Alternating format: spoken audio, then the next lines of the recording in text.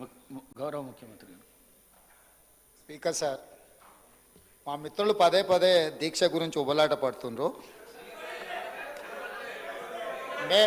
మేము ఎప్పుడు కూడా చావు నోట్లో తలబెట్టి తెలంగాణ సాధించినమని మేము ఎప్పుడు చెప్పుకోలే.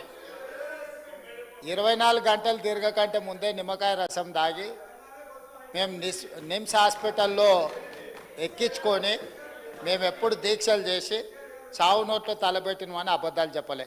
రెండవది, 100 రూపాయలు పెట్టి పెట్రోల్ కొనుక్కున్నాం కానీ 10 పైసలు పెట్టి అగ్గిపెట్టే కొనుక్కోక డ్రామా చేయడం ద్వారా శ్రీకాంతాచార్యని, ఓ ఈశాన్ రెడ్డిని, ఓ యాదయ్యను మేము బలి కొనలే. మేము ఎవరి శవాల ప్రాతిపదికనో ఎవరి ప్రాణాల ప్రాతిపదికనో మేము అధికారంలోకి రావాలని కోరుకోలేదు. కోల్పోయిన అధికారాన్ని మళ్ళీ ఇతర ప్రాణాలను బలిచ్చి కుర్చీలో కూర్చోవాలని అనుకోవడం లేదు. అయితే తెలంగాణ రాష్ట్ర విశాల ప్రయోజనాల దృష్ట్యా అక్కడ కల్వకుంట్ల తారక రామారావు గారు, ఇక్కడ తన్నీర్ హరీష్ రావు గారు దీక్ష గురించి ప్రతిపాదించిండ్రు.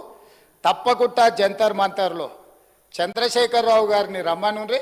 చంద్రశేఖరరావు గారు, నేను ప్రతిపక్ష నాయకుడిగా చంద్రశేఖరరావు గారు, సభాపక్ష నాయకుడిగా నేను తెలంగాణకు నిధులు తెచ్చుడో అవసరమైతే సచ్చుడో తేలుద్దాం. మేం సిద్ధం. తారీఖు పెట్టండి, చంద్రశేఖరరావుని తీసుకొని రండి.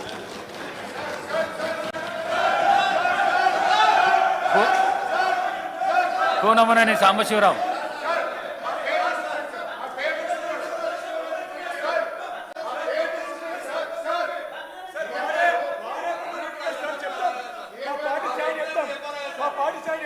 అధ్యక్ష,